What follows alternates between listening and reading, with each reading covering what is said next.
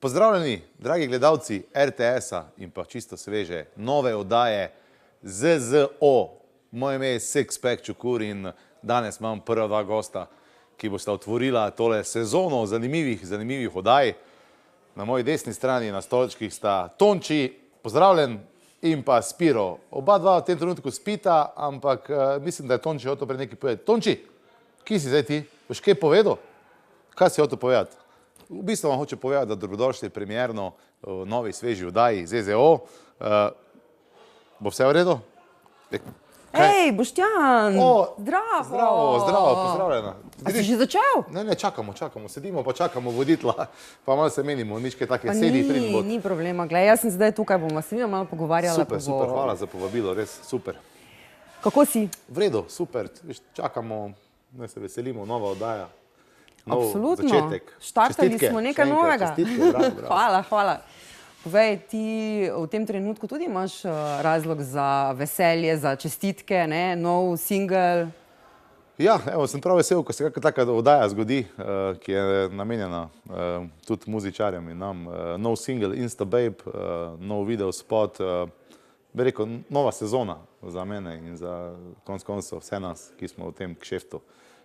Po dolgem času en nov single, ki govori o kruti realnosti. Kako je nastal, kako je prišla ideja? Ker zdaj že nekaj časa nismo nič slišali od tebe, ne? Ja, jaz se bolj kot ne zdaj fokusiram na koncerte, da špilam v zasedbi Sixpack and the Hangover Ladies, ker zabavamo ljudi širom Slovenije, ampak za studio pa se vedno moraš čas vzeti in zdaj sem neko dobo inspiracijo na vseh teh Instagramih in teh socialnih omrežjih, je toliko nekih zgodb, ki so tako zanimive in sem to zapakiral pri Tošu Teodorju Amanoviču, kitaristu skupine Nude, v studiu v Skokah. Zadnjih 6 komadov sem z njim naredil, tako da besedilo dokaj hitro napisano, za komad smo pa malo dlje časa rabili oziroma za glasbo, ker smo hoteli narediti super nekaj drugačnega, nekaj svežega, nekaj posebnega. Pa kako je to pri tebi? Veš, kako nastajajo ti komadi? Rekel si, da besedilo je, ok, zdaj je bilo hitro napisano, ne? Ampak nasplošno, ko se lotiš, kako dobiš inspiracijo? Od kje? Ja, to inspiracijo za zadnji komad sem dobil na zgodbah Instagrama, na tem perfektnem življenju vseh nas. Vsi iščemo neke popolne slike, vsi smo bili na dopustih, na norih lokacijah. Včasih je bil to mogoče sam Pag ali pa sam Lošin, danes pa so to ribe, sončni zahodi in vse. V glavnem ujeti smo en tak lifestyle, vsi bi radi bili popolni.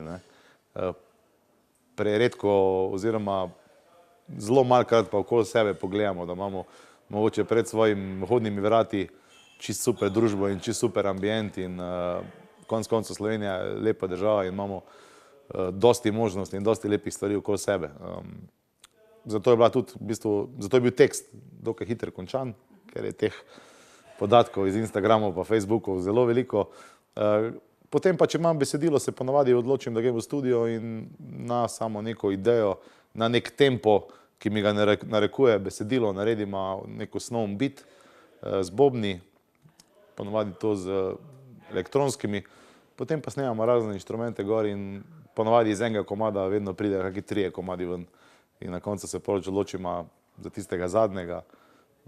Meni je vedno bilo pač pomembno, da je nek napredek, da ne ostanem, da nisem zadovoljen že kar pri prvem bitu, ampak da probam nekaj posebnega narediti, kar ni tipično, ne vem, repersko, pa ne tipično popersko. Velike mišice, ima lepe frendice, same top misice, košarka psa, ki skozi neki misi se, ime mu je Messi, dribla žogice, na biciklu vozi se, ko je lep dan, rjava je na prvi spomladanski lep dan, verjetno bila v Solariju ali pa daleč stran, v Dubaju fura bar, management šija star, nima plače, torbice so njen denar, v bistvu bi ga imela, sam je daleč stran, tek daleč stran kot njena hiša iz sanj, v njej živela, sam jo lifestyle odpeljal drugam, fotar jo je spul za familijo štuko preveč, noben ga ni več tam, pa je stroško preveč. Pa je običajno tako pri tebi, da najprej nastanejo te rime, besedilo? Ne, meni je najlažje v osnovi, če dobim beat, naredim zadevo zelo hitro. Ponavadi tako pri reperjih? Ja, ponavadi, mislim, v tujini verjetno je tako, da so ti biti, da so producenti željni prodati svoj bit, pri nas je to ni tako aktualno. Tako da jaz sem rad ta postopek, da sodelujem pri delu glasbe, da na mesto kitar dama to, da na mesto takega odmeva dama oži. Mislim, to je toliko, moče si ljudje ne predstavljajo, koliko je dela v studiu. Ker pri enem komadu daš eno bas linijo malo više ali pa malo niže, pa se v bistvu komad čisto totalno spremeni. In potem je treba na to besedilo, na to zgodbo narediti pravo zgodbo tudi v muziki. In to je tako zelo, vsaj za mene, kompleksna stvar, po drugi strani pa tudi tista stvar, ki mi daje veselje, da še to sploh delam. Pa kdaj si ti tako ugotovil, ne, da ti te rime grejo, da uživaš zraven, ko to v bistvu najprej v glavi premlevaš to kombinacijo besed, potem pa to še zapišeš? Jaz sem začel, tako smo bolj kot ne vsi muzičari začeli, z neko željo po nekem nastopanju, kazanju nekih, ne bom rekel talentov, pa nekih pripovedovanj, nekih zgodb svojim prijateljem. Jaz sem začel tako, da sem v lokalnem Max klubu, takrat v Velenju, repal na jazz večerih. So bili jazzeri, ki so danes zelo prepoznavni, pa tudi drugi muzičari, ki so, ne vem, je to Oranjek iz Šank Rokov ali je to Jure Pukl, znan, že svetovno znan saksofonist, so tam džemali, jaz sem pa vletel s svojimi rimami, takrat še v angleščini. In potem so oni mene v bistvu z tisto prvotno tako funk zasedbo Funk You povabili na sodelovanje v studio in sem prvič posnel svoje angleške rime na CD. In ko sem se slišal doma, si nisem bil všeč in od takrat naprej pišem vse v slovenščini. In sem spremenil tekst čez noč v slovenščino in se šel z njimi na eno tako klubsko turnejico. To so bilo konec onih zlatih cajtov tega kšefta in sem užival v tem in sem videl, da je to, kar bi si želel. Torej, kar razlika, ne? Kako si komade pisal včasih ali pa danes, ne? Ko že imaš izkušnje, ne vem, 20 več let. Ne? Predvsem me dostikrat zmoti to, da se preveč obremenjujemo s tem, da mora biti to tako perfektno vse napisano, pa da kaj bojo pa zdaj rekli, pa ljudje pričakujejo, pa ono vsem te. Takrat nismo nič pričakovali. Ne vem, komadi šluk, pa to so bili komadi, ki so bili pol na ploči, ampak jaz nisem niti v trenutku razmišljal, da bi to bil nek tak pivski hit, ne, slovenski. In danes pa se skozi nekaj obremenjujemo z nekimi stvarmi, ampak se pa vedno z Tošom pač probamo držati, da gremo stran od tega, da... Tako pri tvojih komadih velikokrat ugotovimo, da se kar poigravaš z raznimi slovenskimi besedami, situacijami, znanimi osebnostmi. Ti je to en tak izziv ali najdeš ti mogoče v nekem trenutnem socialno-družbenem problemu ali pa življenju tudi eno inspiracijo? Ja, jaz predvsem, ko pišem besedilo, nočem, da je to besedilo napisano tako, da bi v enem stavku ti pač povedal to, kar stavek pove, ampak da je moče se med vrsticami da kaj prebrati, oziroma da ta stavek pove kaj več kot samo to, kar je skupek besed. Malo krinke. Ja, to mi je zelo pomembno, ker mi je tak, včasih se mi zdi preveč otroče napisati neko tako besedilo, ki nima nekega globega pomena. Ne? Po drugi strani pa spet ne bi tak, bi rekel, dvopomensko, da ne bi izpadlo zopet preveč otroško. Tako da se pač v trenutnem stanju, tako je ta Instabay nastal po nekih teh inspiracijah, zgodbah Instagrama, se pač lotim tega in se osredotočim na to. Potem probam napisati refren, ki je širok, ki mogoče priteknil koga drugega, da bo poslušal besedilo. Ker moramo vedeti, da rap glasba, hip-hop glasba vse ni tako široka in velika v Sloveniji, da bi to zdaj poslušali tako rock'n'rolla pa narodno zabavno glasbo. Tako da jaz se vedno trudim z nekimi prijemi, da mogoče koga iz narodne zabavne začne zanimati to. Ne? In zato, ker mene tudi zanimajo drugi žanri. Ne poslušam, še najmanj rapa poslušam v mojem avtu. Pa ima slovenski jezik dovolj zanimivih besed. Se mi zdi, da to reperji vedno znova dokazujete, ne? Ja, da se da marsikaj narediti. Mislim, da to vsi tisti, ko trdo delajo, za karkoli delajo, ali so to basketaši, ali so to reperji, ali so to pesniki, dokazujemo, da Slovenija, da imamo talente, da se da povedati svojim jezikom, da se da svojo igro odigrati, da priješ do nečega. sem že imel koncerte v tujini in noben ni razumel niti stavka in so vsi uživali v muziki. Ker konec koncev tudi glasba je meni zelo pomembna, ne samo besedilo. Tako da pa to združeno skupaj pač lahko premika gore. Zabavo, zdaj se vozi z limuzino na njenem Instagramu, sončni zahodi, spi po hotelih, selfie na posli, na zlatih fotelih.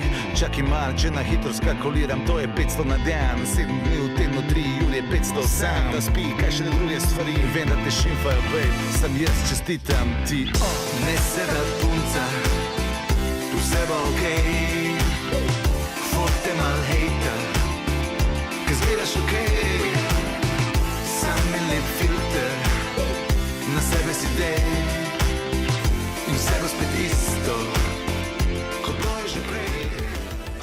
A si za en izziv, da narediva nekaj, da skombinirava nekaj. Jaz ti dam nekaj besed, tako vsi Slovenci nekako povezujejo to z tipično slovenskim življenjem in tipičnimi slovenskimi tradicionalnimi zgodbami, kot je na primer Triglav, Lipa, kaj bi še rekli, Piran, pa dajmo eno tako simpel tu iz našega okolja, Krof. Pa narediva mi dva eno kombinacijo ven, tako na hitro. En freestyle, ok, dobro. To si hoče, ok, se reka Piran, Triglav, Lipa pa Krof. Ok, kaj bi da rekla, lahko te peljem v Piran ali pa na Triglav, oziroma ne, lahko te peljem na Triglav ali pa v Piran, mimo vseh lip pa na Krof do Trojan, recimo, ne? Recimo. To je kar, si lahko zamisliš to, ne, z avtom, jaz pa ti, Piran, Triglav, pa pol še bi šla od Trojan še naprej proti Mariboru. Ti imaš prakso, ne, meni bi to malo bolj dolgo trajalo, preden bi jaz to sama naredila, ne. Ampak dobro, če gledava pa na primer na splošno glasbo, kako se ti razumeš z drugimi reperji, ne, kakšno je vzdušje zdaj v tem trenutku, ne? Se mi zdi, da na splošno glasba je imela vzpone pa padce, ne, kje je zdaj v Sloveniji ta glasba, ne, v kakšnem? Rap glasba je imela res en velik vzpon leta, kaj je bil tista moja druga plošča, keramičarska lirika, 2, 3, 2, 4 so se zgodili en taki veliki festivali, ker je na hip-hoperski festival v Ljubljano prišlo 2800 ljudi. Zgodil se je tudi trenutek, ko sem imel predstavitev druge plošče na Štuku, kjer sem prodal 600 kart, sam jaz, ne. Toliko jih prodaja danes, ne vem, kdo, ne. Jan Pestenjak na Štuku, oziroma velik band. Takrat smo se počutili dobro, imeli smo koncerte, špijali smo v festivalih. Za neka tenzija med reperji je vedno bila, eni še to toliko bolj potencirajo, eni si želijo, da bi tega bilo, ampak jaz sem se tega vedno izogibal, ker mi je to otroška igrica, se mi ne da. Tako da sem jaz pol v bistvu šel tudi na veliko turnejo Šankroki, ko smo naredili ta komad, da je bolj na glas. Tam so bile polne dvorane. Potem je šlo pa vse skupaj malo dol, pa mislim, da ne samo v muziki, v vseh kšeftih, ne.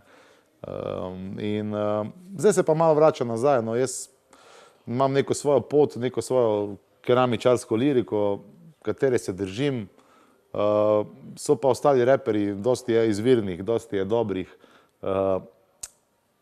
ampak kot pravim, jaz sam nisem tako ozkogleden, da bi zdaj samo to sceno furil, jaz nastopam in na koncertih, kjer so rockeri, in na koncertih, kjer je rap glasba, ampak ni pa več tiste neke masovne reperske veselice, razen ena se zgodi v Ljubljani, na katero jaz nisem povabljen, ampak mi to čisto paše.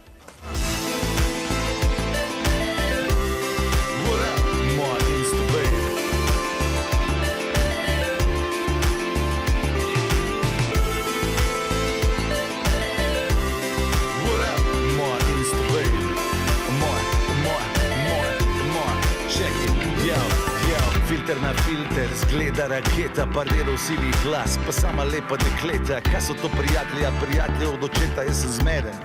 Ne štekam tega sveta, jahte, pa ne take iz Lucije, šampanci, pa ne srebrne penine.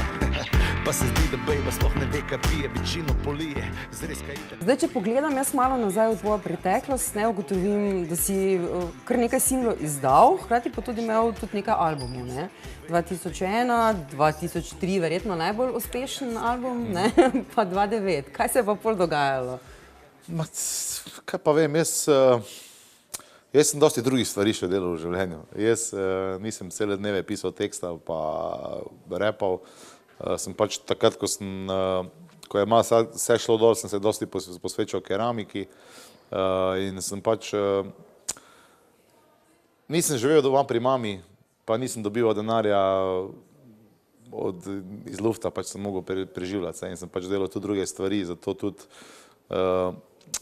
nisem pa hotel zapustiti muzike, ne, ker mi je to še vedno fajn, kakorkoli gledaš in nisem pač toliko investiral v neke albume, ampak sem delal single, dosti sem nastopal. Potem pa, ko se je malo vse skupaj popravilo, pa v teh cajtih dan danes, ko imam nov single pa nov video spot, pa me folk sprašuje, bo kak nov album, pa to pa niti ne vem, verjetno, če bi jaz zdaj posnel še eni 4 komadi mi falijo za en velik album, ker imam že eni 6 posnetih, pa vse te, ki jih imam, verjetno CD sploh ne več obstajajo, ne bojo pač samo albumi na različnih teh portalih in to, zdaj pa sploh ne vem, koliko se to splača, mislim, časa in denarja vlagati v to, čisto iskreno. Zdaj neke take ful želje, sam bi se pa nimam, da bi zdaj, imel bi željo, da bi primil CD, pa da bi Vitek ziblikoval pa vse, zdaj pa da dam to na net, pač kot muziko, reč, da imam single po single in je to, no, to. Torej, raje poslušajmo novi single, ko pa čakamo na nov album. Po mojem je boljše za vse, no. Tak se je razvrednotil ta album, ne. Kar je zdaj pomembno je pač to, da... Vse je medijsko dostopno, internetno dostopno, ne, ti albumi so izgubili malo vrednost. Ja, mislim.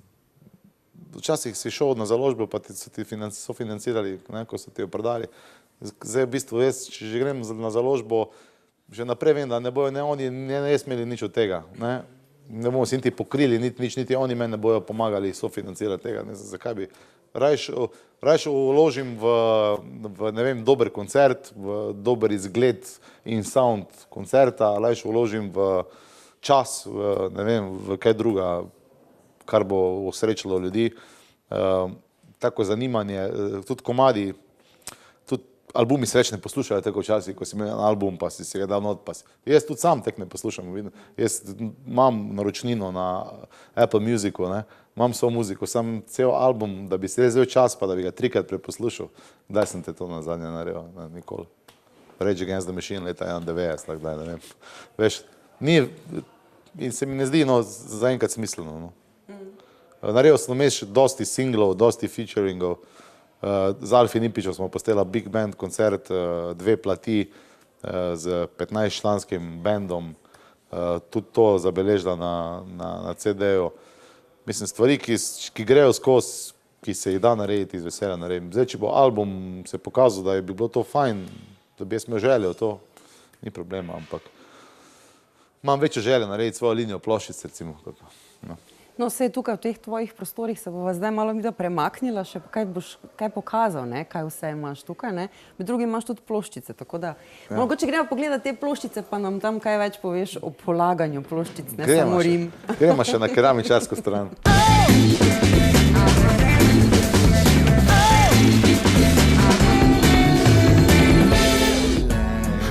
Yes, yo. Najboljši reper med keramičari pravijo. Najboljši keramičar med reperji. Jaz bluzinec. Jaz.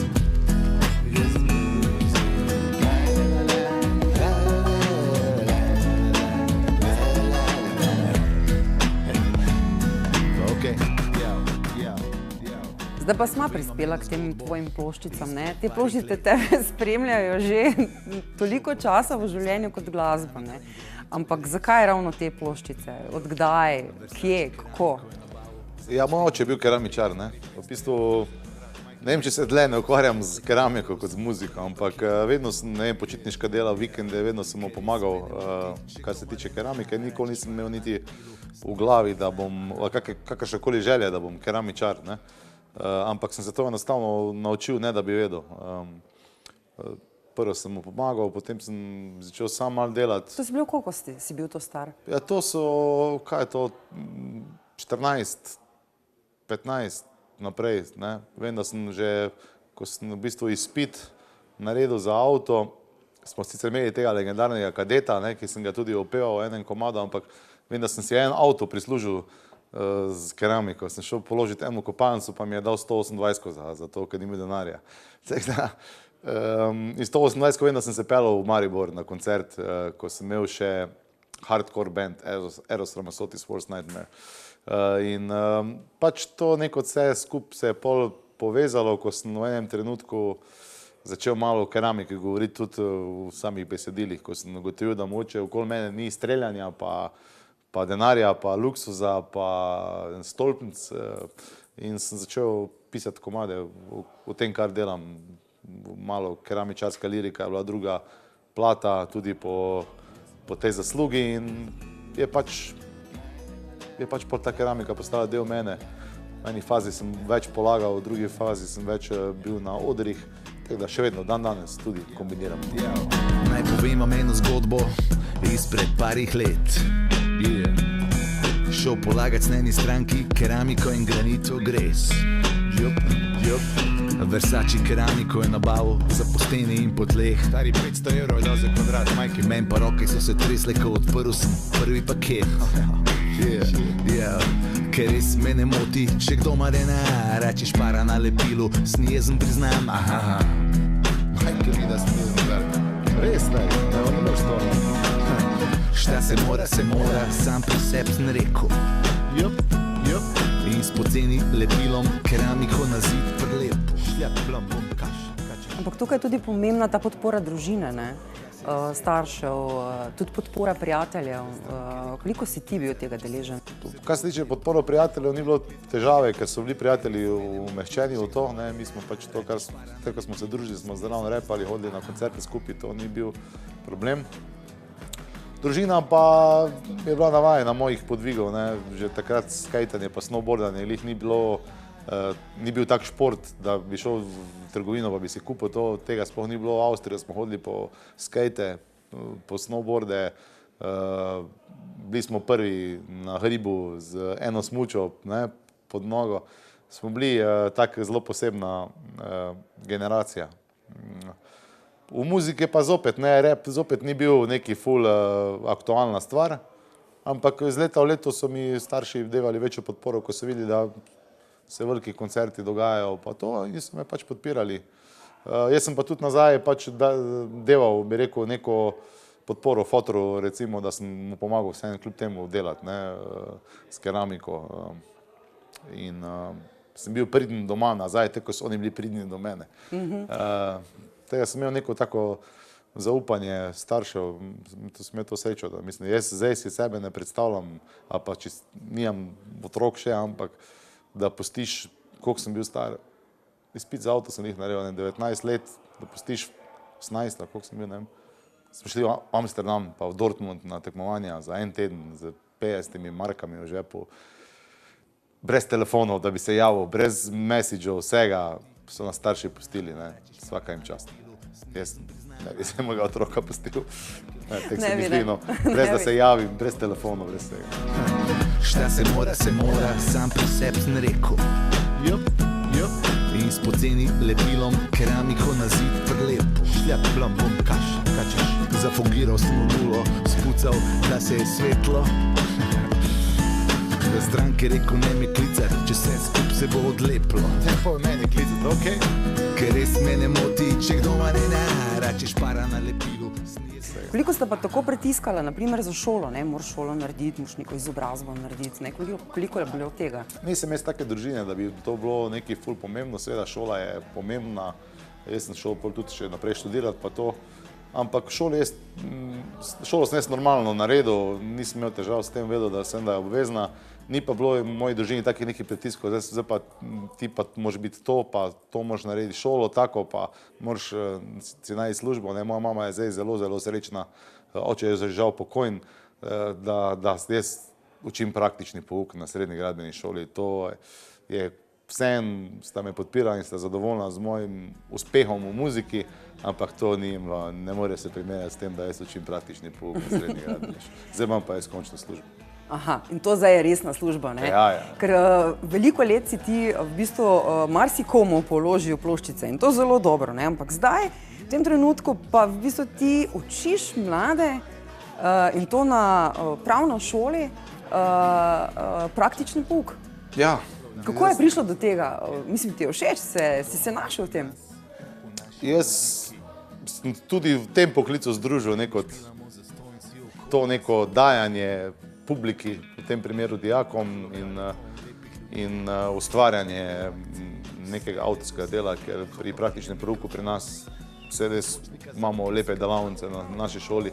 Nekaj delamo, se učimo in delam z mladimi, ki jim probam na nek moderen način predstaviti ta poklic in jih nekaj naučiti, spretnosti z rokami in predstaviti neko trdo delo in probati, srednjo šolo narediti zabavno, da jim bo odločitev za naprej lažje ali pa da se bojo dosti naučili, da bojo znali, da bojo imeli službo.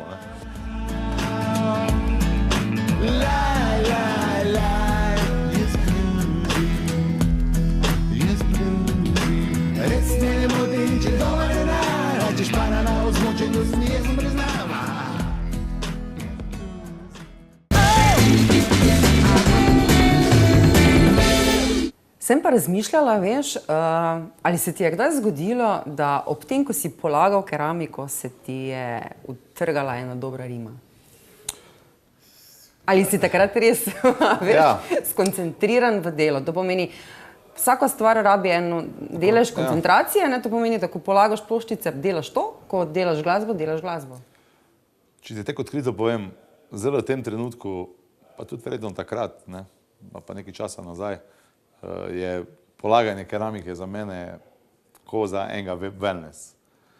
Greš noter v svoj prostor, kjer polagaš, se skoncentriraš sam na to in noben te ne gleda, noben ti ne gnjavi, nič položi svojo, maksimalno narediš in daš vse od sebe in se res sprostiš. Ob vsemu temu trušču, muziki, galami in vsemu, kar delamo, ker se tudi ukvarjamo z organizacijo dogodkov in skozi je nekaj, skozi smo na telefoni, skozi enemu nekaj ne paše drugemu, skozi so neke tonske vaje, skozi so neke postavitve, sem tja in smo 24 ur na dan vpeti, skozi nekaj razmišljamo o tem. Če pa grem polagati enemu frendu nekaj, zdaj v tem trenutku, ko nimam toliko časa, pa je to za mene odklop od vsega, od muzike, od vsega. Tako da ne bi pisal nekih rim v kopalnicah oziroma ko polagam keramiko. Se pa dostkrat mi zgodi, oziroma se mi zdi, največji del dobim v vožnji z avtom, sam, kar je pa tudi dostkrat. Ampak potem pa si to zapomniš ali se ostaviš pa zapišeš? V telefon se snemam. Torej, kar repaš pa se snimaš zraven, pa še voziš, ne? Dobro, to ni zdaj ravno podatek za policijo, ampak za nas pa je to zanimivo, ne? Odklopiš se tudi ti mogoče na dopustu. Kam rad greš?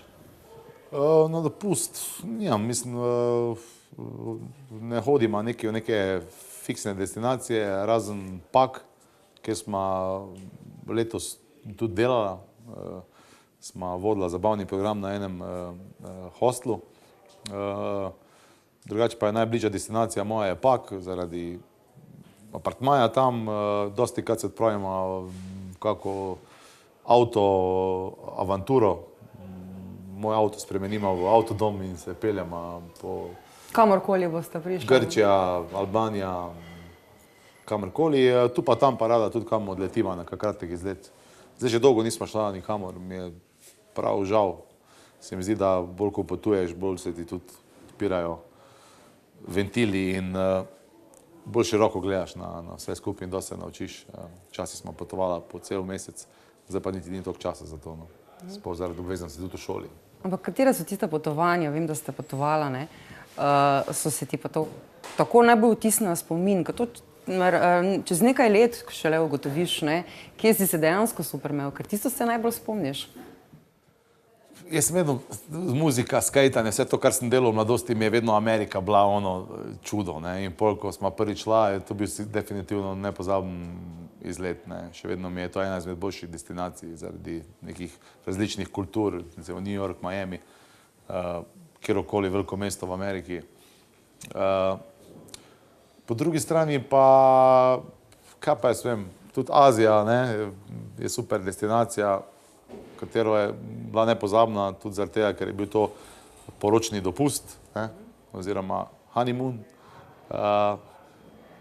Je pa vsak izlet ima svoj čar. Zelo rada gremo tudi v Grčijo, v eno majhno vasico, kjer ni žive duše. Tega ne bi zdaj nekaj izpostavljal. Mislim, da ima vsak plac ima svoj čar. Tudi konec koncev izlet v Logarsko dolino. Absolutno, ne? Ampak ko si bil v Ameriki, verjetno nisi mogel mimo tega, da ne bi tudi bilo kaj z glasbo povezano. Ja, ne? v Ameriki smo šla v Harlem, mi smo živela na 165. ulici v strogem črnskem firtlu, hodila smo po klubih, po noči ven, hodila smo jest v tradicionalne, bi rekel, afroameriške lokale, jazz klube, barbershope, se hoditi brit. Hotel sem začutiti to kulturo, ki konec koncev, ki je naredila in ustvarila hip-hop glasbo. Tako da mi je to definitivno bilo nekaj takega, kar mi je bila želja in mi je bilo seveda tudi zaradi muzike zelo pomembno. Po drugi strani pa dosti krat, mi smo taka rada jema, gurmana, tako dosti krat gremo tudi na destinacije zaradi hrane, ne vem, azijska hrana, želim si še na Japonsko iti, japonsko hrano raziskovati malo, ker se mi zdi, da pač tudi hrana zelo veliko pove o samem narodu. Če ostaneva pri tem ustvarjanju, ne, kakšna je razlika za tebe delati v studiu, pripravljati komade ali pa seveda na drugi strani odpeti te komade, se zabavati na odru? Ja, v bistvu ti komad delaš zato, da se pol zabavaš na odru, ne. To je vse povezano, je zelo drugače, ker komad, ko ga izvajaš na odru, zveni pač iz mojih ust, kar se tiče komada samega, ne zveni drugače, ampak tudi v studiu iščeš pravi občutek, pravi feeling posnetka, da ga daš na ta komad. Tako je pač v živo mora biti pravi feeling, da ljudje to začutijo in ne more biti identično, ker v studiu je drugačen feeling, kot je feeling na odru. In sta dva različna svetova, ki pa sta valjda skupaj povezana, ne. Eno brez drugega ne gre. Tako da v obeh stvareh uživam, se to mislim, da je tek razvidno iz naših koncertov. Mi je pa tudi posebej ustvarjanje v studiu fajn, ko priješ do nekega zaključka, do nekega avtorskega izdelka. Mislim, da to premalo cenijo ljudje, da se ne zavedajo, koliko dela, koliko ur, koliko idej, ne.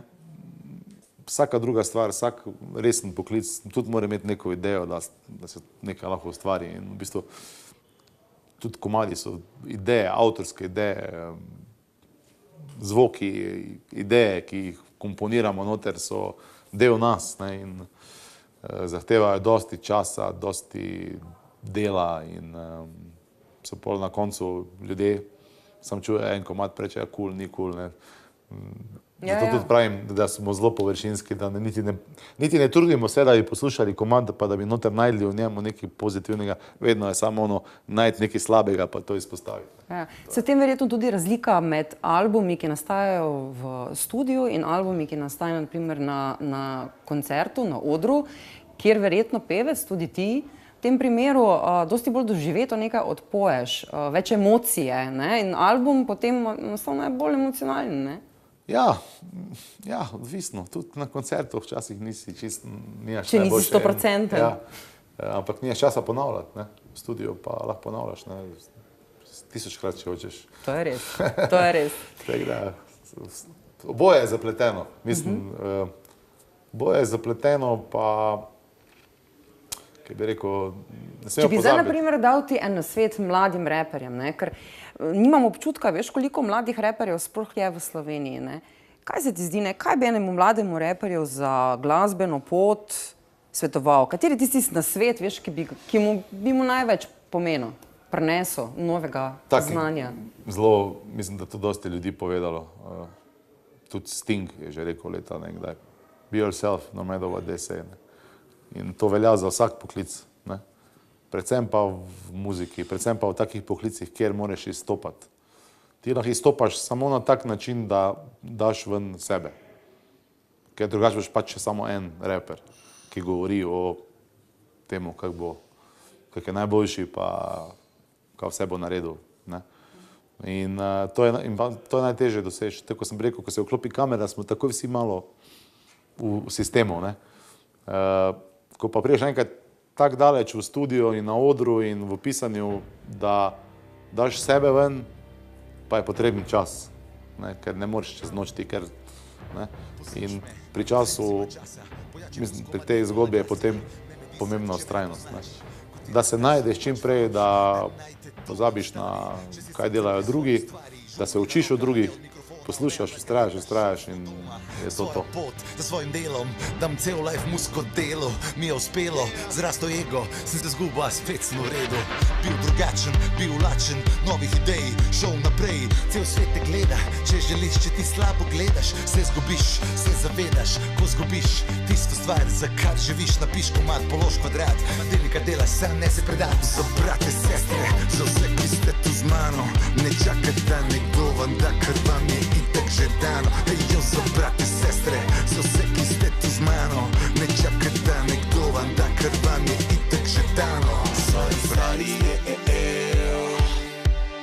da te nisem poslušal, da plane sem narušil. Sorry, Pa imaš občutek, da je dosti teh mladih reperjev, da se mladi na nek način vidijo v tej zvrsti?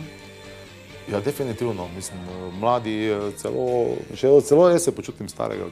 Včasih se ne počutim reper, pogledam druge repere, ko so že mlajša generacija. Stvari se spreminjajo, rap je drugačen, trap je popularen, repa se nam drugačen sistem. Jaz že imam za staro šolo, ne, se imam samega sebe. In konec koncev tek prav, ne, da se neke nove stvari dogajajo, da so neki novi prijemi, da folk pa posluša rap. Vem, moji učenci poslušajo vsi, ne. In zato, ker rap dosti pove. Rap je ena izmed bolj iskrenih zvrsti glasbe. To sem že rekel takrat, ko so nas spraševali, ko smo začeli, ne vem, ko je bil Klemen, Murat and Joes, pa jaz, pa so me dosti, ko je bila ta scena, ko se je prebujalo, so nas dosti spraševali, pa kaj bo se to obdržala, ta rap scena, pa kaj, to se ni druge, kot da se obdrži. To je ja najbolj iskrena, pa na koncu toliko besedila, pa toliko teksta, pa toliko časa je vloženega v to muziko, pa tako raznolika je, da to je zelo, zelo močna zvrst. In če zdaj pogledamo, v Ameriki je letos prvič v zgodovini muzike rap na prvem mestu. Preskočil je rock and roll glasbo, country glasbo in vse. Je najbolj vplivna glasba v Ameriki, ne? In pri nas je to malo drugače, ne? Pri nas je pa malo drugače, zato ker mi te rap scene ne gojimo, ne? Zato ker so vsi pametni, ne? Vsi so nestrpni, vsi bi radi bili najboljši, namesto da bi naredili skupaj neko sceno.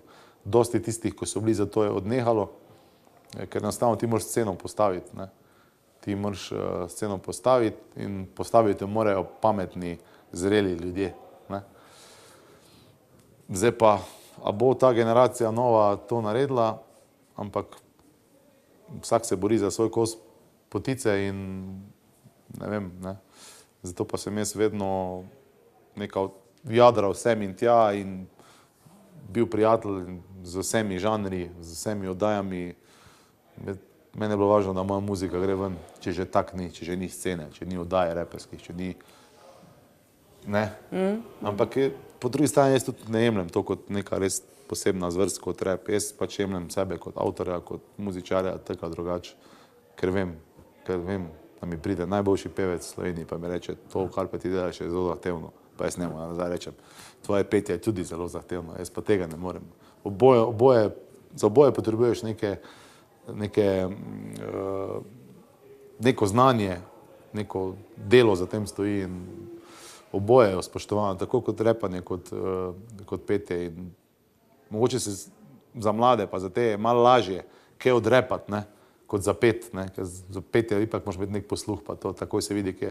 Ampak tudi za repanje moraš imeti nek feeling, pa ritem, ne, tako da, ampak to dosti ljudi ne ve, ne. Ker mečejo en koš, pač naštevanje neko, ne. Ni naštevanje, ne. Zelo zapleteno je paditi noter v ritem in imeti tisti flow. To je... Hite se vidi razlika med slabim pa dobrim. Ampak ta tvoj občutek, ne, v tej glasbeni sceni slovenski je nam, tistim, ki pač poslušamo različno glasbo, med drugim tudi rap, ne, dal tudi ful dobre kombinacije z drugimi glasbeniki. Ja. Kako je do tega prišlo? Je to, ne vem, Mogoče trenutna ideja, ali je to zaradi komada, ali je to zaradi dolgoletnega prijateljevanja, veš, kako to pri tebi nastane? Pri meni ni bilo tako, ker res nisem dolgoletno prijateljeval, ker sem bil na sceni par let, pa sem poklical avtopesnera za recimo komad, jaz te nimam rad.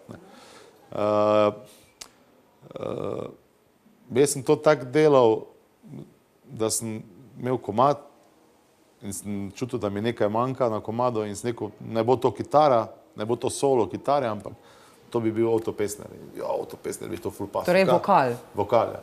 Kaj ga pokličemo, ja, kaj pa ve, ne vem, če bo on, se bo sploh javil vsem tja. In potem sem ga klical in sem pač rekel, ne, cek, in njemu bilo to zanimivo, zato ker on tudi v bistvu, ta njegova muzika, črnska muzika, vse ljudje spremljajo, vse vejo, ne, sam ti ne veš, ne, zdaj, ko si na novo na sceni, avtopesner, zdaj sploh ve, kdo si ti, mislim, ne poznaš jih, ne, pa če prišel v Velenje, smo posneli ta delček noter, naredili spot in je to bilo to. Odzivi so bili burni, ne? Ja, Jan Pestenjak, ne vem, takrat je zelo nepriljubljen pri drugih muzičarjih. Ampak jaz sem poslušal njegov komad Pleši z mano, Lolita, ne? Ja. Pleši z mano, se točno se spomnim, vozil sem se z avtom, pa sem začel kar repati čez za foro moj komad, ker se mi je zdel dober, tak latino bit, ne? In je nastal nov komad, ne? In sem zdaj odrepal moj komad identično na njegove kitice. In sem ugotovil, da je njegov komad isto zložen tak, ne. In potem je tisti trenutek Peter Pole sklical, ki je bil moj sosed v Velenju in rekel, vseeno oddajo delam nikoli ob 10, a kaj je bilo, imeli bi neki 4 tvoje komade v živo, z bendom, pa da bi enega gosta pripeljal, pa da je neka kombinacija. Sem rekel, ja, imam Jan Pestenjaka, sam ne vem, če bo hotel. Sem hitel Jan Pestenjaka in je prišel in smo brez vaje, brez vsega, enkrat smo se sam dobili, kak bi naredili. Jaz sem rekel, vi sam špilamo isto, kot je tvoj komad, ti poj refren, jaz bom odrepal in smo pač iz prve naredili hit na njeni oddaji in smo šli spet prišli v studio v Velenje, smo posneli ta komad in je nastala Joj Lolita, ta remix, ne. In si, kaj je six pack, to rap, pa Jan Pestenjak, to ne gre. Kaj ne gre, če je fajn, pa da gre, ne. Pa se spomnim koncert, en izmed boljših koncertov, lih s temi kombinacijami je bil na Lentu, na Večerovem odru, jaz z bendom, pa z vsemi mojimi gosti do takrat. Oto Pestner, Jan Pestenjak, Šank Rok,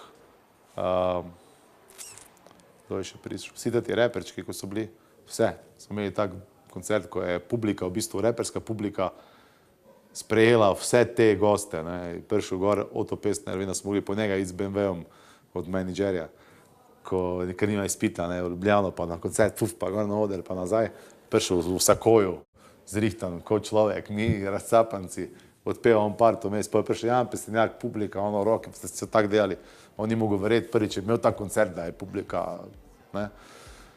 In to so pol oni trenutki, to si jaz jemljem zelo, sam sebi, ponosen sem na to, da sem te tabuje malo zrušil, da to pa to skupaj ne gre, da smo premali, da bi zdaj imeli vsak svoj oder, ne. Oder je sam en, Lent festival je sam en, ni jih 20 po celi Sloveniji, da bi lahko izbiral. Vem, da hočete uspeti, dober reper ne rabi klet, 50 cent, ni moj idol, obrn se kol, pri nas idolov je dovolj, Tina Maze, Dejan Zavec, košarkaši, preveč jih je za tako mladič, pravo naših, inspiracija je tukaj pri nas, samo milijona še živi, a vsak od nas je pravi jaz, poslušajte me, še enkrat vam povem, ste gangsteri v sobi, v tem je vaš problem, pejte med ljudi, pejte v naravo, pejte matja, ker je vse skupaj nastalo, komunikacija ima želja, podopazovanje, koncentracija, o tem si jaz sanjal, celo mladost, verim je na prostost, mikrofon ček, ja, vokala je dost, vse ko si mlad, zimaš priložnost, da narediš mali korak, ga velik za prihodnost, ki hiter mine, ki se hiter spremeni, danes je že out, ko čeri boj, in so brate, sestre, so vse, ki ste tu z mano, ne čakajte negovan, dakle vam je itak že dano, in so brate, sestre, so vse, ki ste tu z mano, ne čakajte negovan, dakle vam je itak že dano,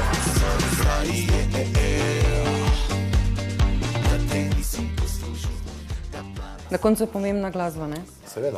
To ste dokazali. Rap je pa itak, tisto, ko tega ne ve, ne, je nastal iz druge glasbe.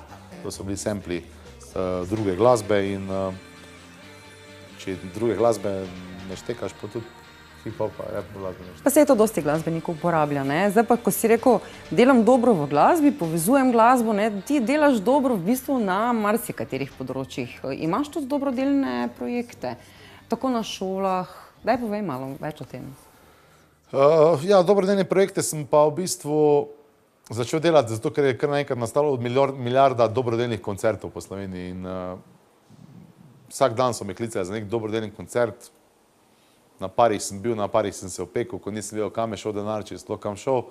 In sem rekel, kaj, jaz bom keramiko polagal dobrodelno, ker tisto keramiko, ko prelepim na zid, bo tam ostala, pa noben ne bo odnesel, ne vem kam, ne.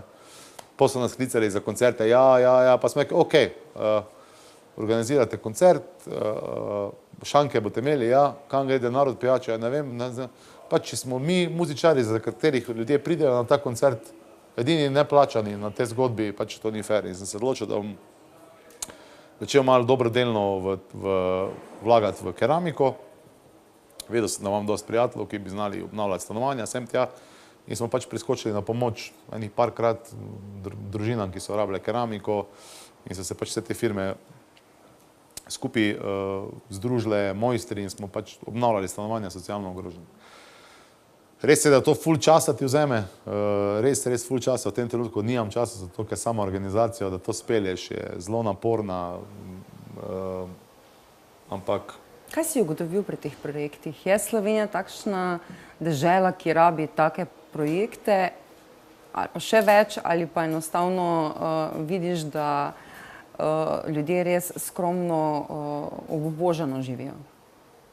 Ja, kaj ti naj rečem,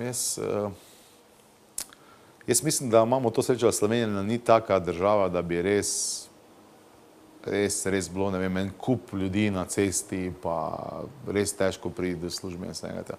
Ampak jaz sem večinoma pomagal ljudem, ki so imeli neke posebne, ali so imeli otroka bolanega, ali so bili sami bolani, kjer jih je zdravje malo na cedilu pustilo, da bi se ostali pa šli delati. Jaz ne podpiram ljudi, ki bi načeloma lahko nekaj delali, ker jaz mislim, da se služba najde vedno, se more najti takrat drugače.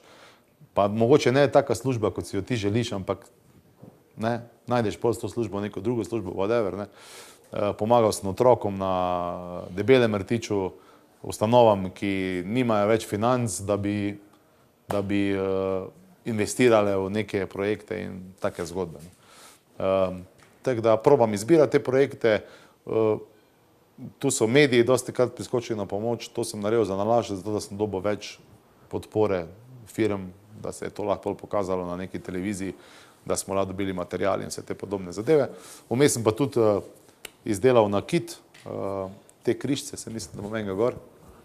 To so keramičarski križci, reče se Working Cross, in od prodaje teh križcev, ki smo jih prodajali, je šel velik delež za potne stroške, za naše, bi rekel, delavske malice in podobne zadeve, ko smo to obnavljali. Tako da projektov že en kup, vsi pozitivni, fajni, lepe spomine imam na to. Glasbeniki se velikokrat pomagate, tudi sami darujete, ne? In pa delate projekte, kot naprimer izdate, kaj jaz vem, neko lastno znamko, oblačila, čevlje, torbice, parfume. Ti je to zanimivo? Bi kdaj kaj takšnega, ne vem, izdal svoj parfum, six-pack čukur? Parfum mogoče glih ne, ampak definitivno pa kako ploščico, ne, svojo. Vse imam, bom ti dal pol, imam enih par ploščic.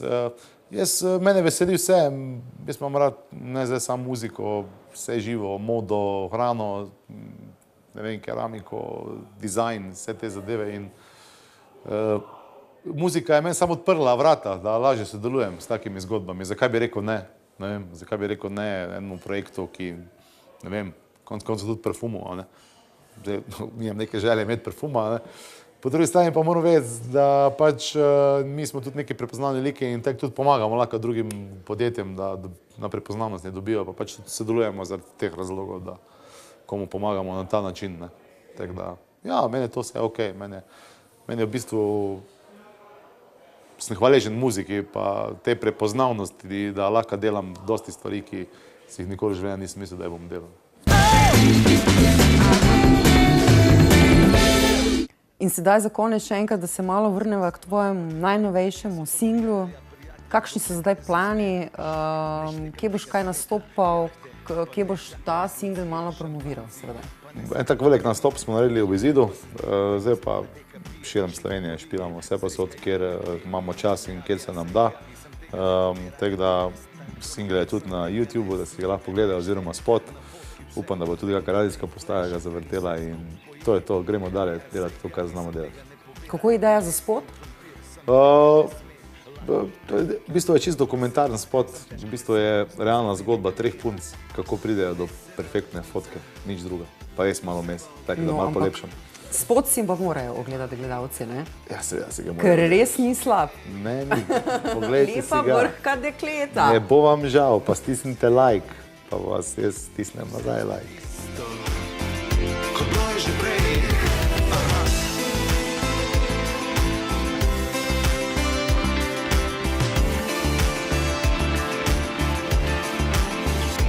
Vsi smo ujeti v to, vsak bi rad bil nekdo, in vsak tudi je.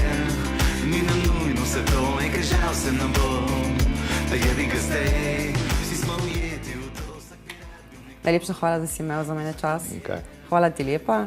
Imam še nekaj za tebe. Imaš? Ja. Res? Eno six-pack čukur ploščico, eno super zgodbo, če nimaš novih ploščice za kopalnico, je lahko tale. A veš kaj, jaz bom probala, pa bom to sama poskušala, ne, na nek način, ne, če pa ne bo šlo, pa te pokličem, ne. Zmenjeno.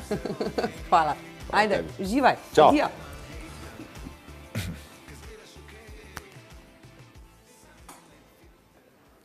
Spet je šla. Spet smo sami. Dragi gledalci, jaz se vam zahvaljujem za pozornost. Z vami je bil Boštjan Čukur, znani kot Six-Pack Čukur. Pozdravljam vse Instabebe tega sveta in se vidimo prihodnji teden v oddaji Six-Pack Čukur in 2 čudna psa na čudnih stolih, čudnem placu. Adijo.